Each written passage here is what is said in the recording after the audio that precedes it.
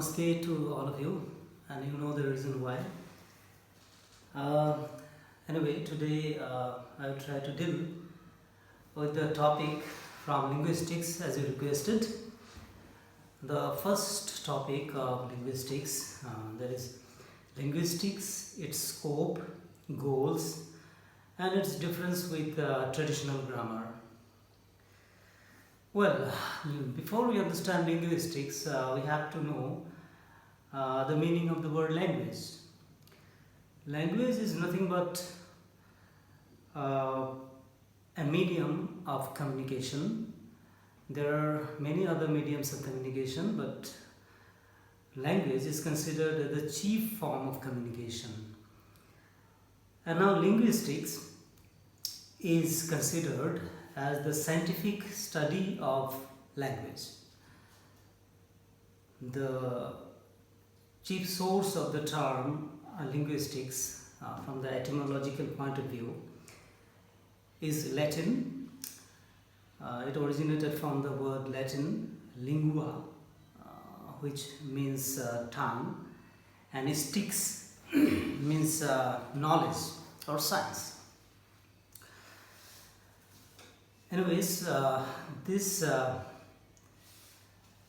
subject is called scientific because it is purely objective and scientific in its approach.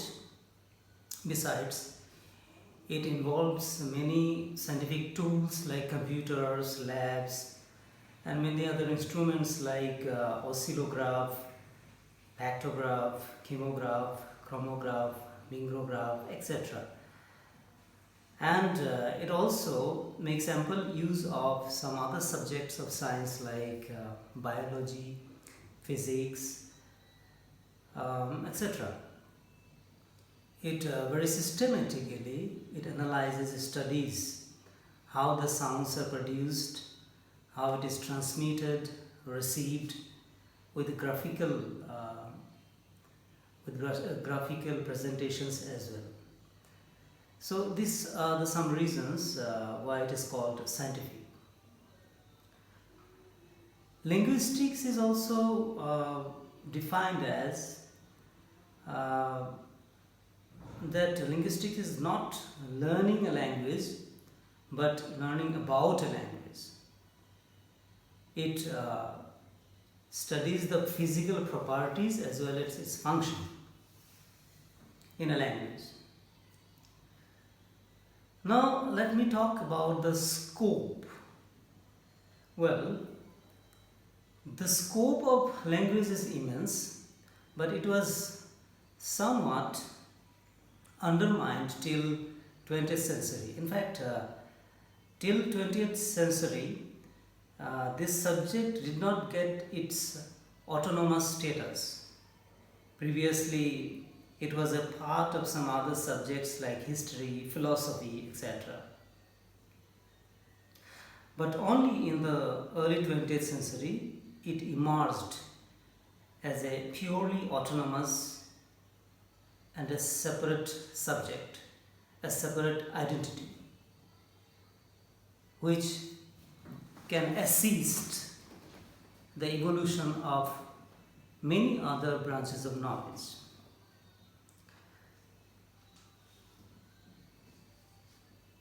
As far as scope is concerned, it has ample scope, as I said before. But this scope can be analyzed with the help of some tabulations. First of all, it can interpret a language from descriptive point of view. It can tell us how a language works. It can tell us what are the basic characteristics of a language. It beautifully foregrounds the physical properties of a language as well as their functions. They study different levels of language, different levels or different physical properties. For example, it studies the phonological properties of a language, morphological properties of a language, syntactic as well as semantic properties of a language. Thereby, it also helps us to discover language systems and beautifully explains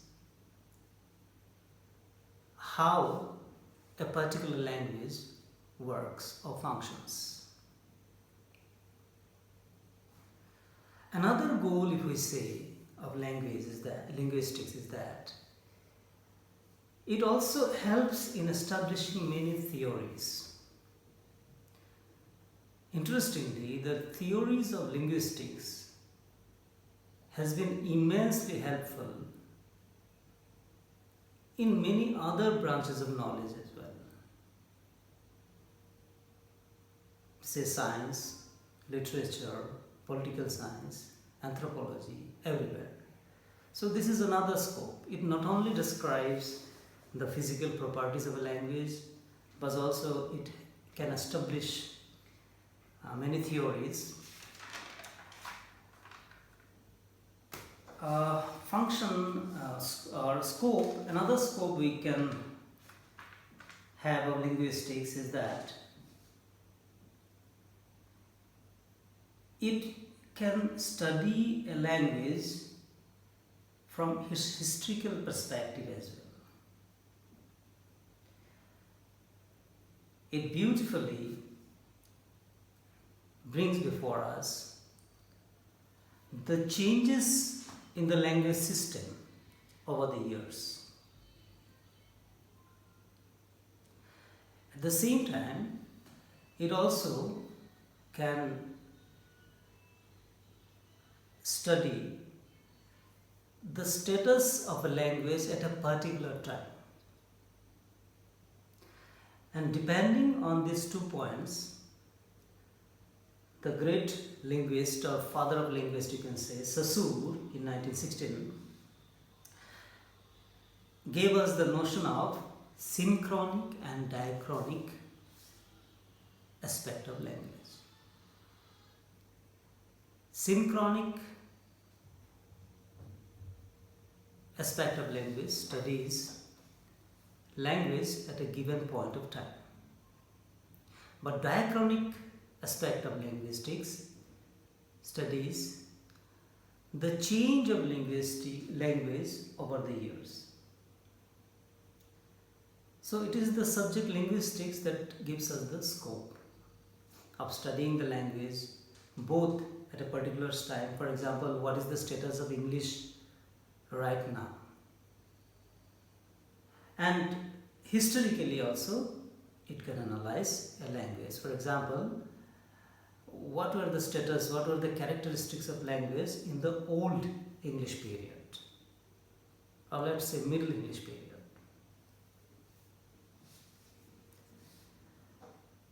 Another scope, the next scope of linguistics, this subject or study, is that it also helps us in making comparative study of languages. In other words, with the help of linguistics, we can compare 2 languages or many languages of the world and distinguish the differences as well as similarities of the language.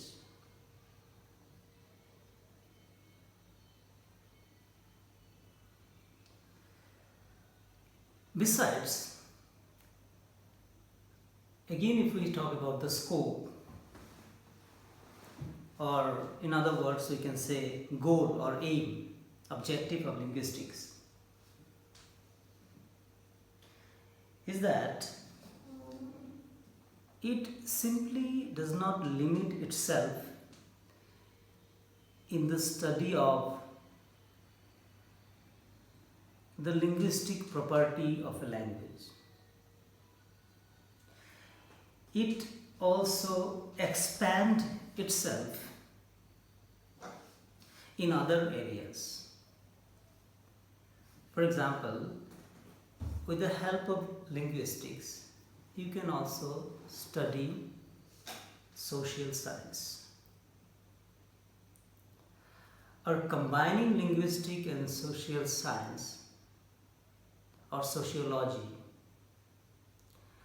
we can have a different dimension altogether. Thus,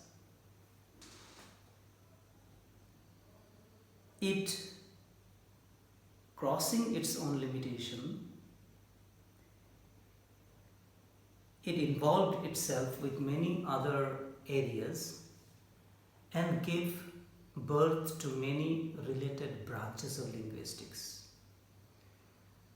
Now these branches of linguistics are equally interesting and very vast as a store of knowledge which is being utilized by many in their own studies. Thus, some of the branches which are very important, very prominent are: number one, psycholinguistics. Psycholinguistics studies the language to determine mental process. With the help of linguistic expression of a psychiatrist patient, or maybe of the author or any person, we can form an idea how his or her mind is working. Or psycholinguistics also helps us to understand or analyze the difference of perception of people. For example, a particular object like a red rose might have a different perception for you, but the same red rose might have a different perception for me.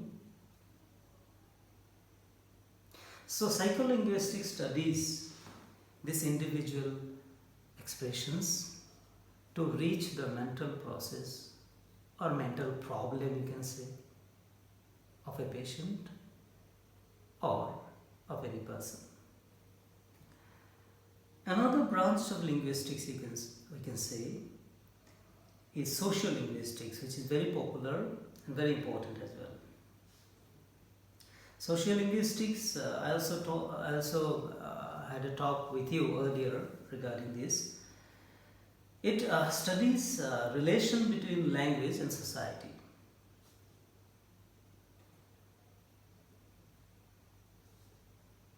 How, depending on the social context,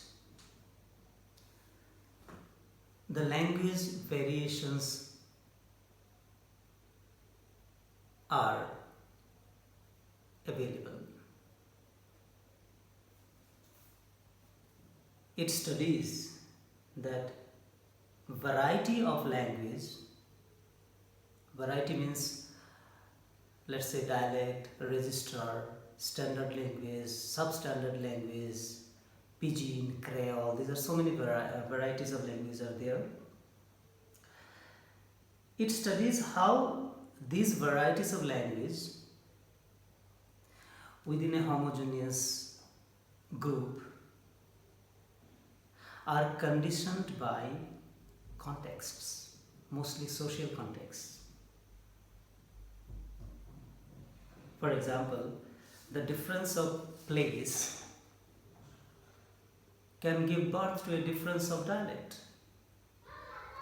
or difference of profession can give birth to a difference of register.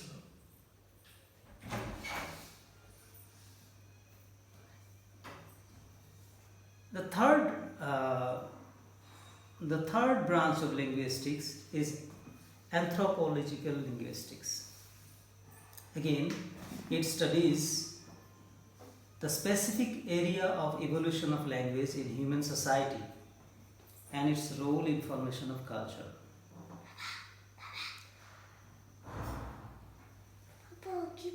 Language certainly can influence culture, dress code, behavior, etc. For example,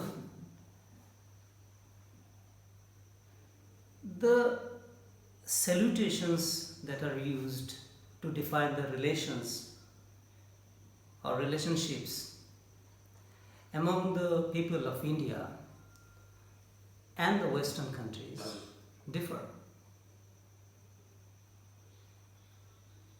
We call our relatives by the terms like chacha, chachi, dada, dida. But the Western terminology is totally different and quite mechanical. This suggests how relationships are very emotional and important and very close to our heart, unlike this. So anthropological linguistics helps us in studying and foregrounding these aspects. Another very happening branch of linguistics is stylistics. Stylistics studies how the style of expression, the style of language, or the style of the language you are using can help us in interpreting the meaning of a literary piece or a speech or an expression. This subject beautifully analyzes the deviation in language. Deviation, for example, my name is Arup Sarkar. Traditionally, one starts with the capital letter A when we are writing our name. But I may start it with a small letter A, Arup. But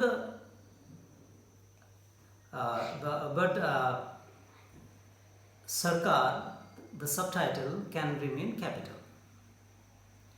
This is a deviation. Deviations mean breaking the norm. Why do I do that? So, the interpretation may come like this, that I am a very courteous person, a humble person. This is my humble approach, humble attitude. But at the same time, I am giving equal respect to my family tradition.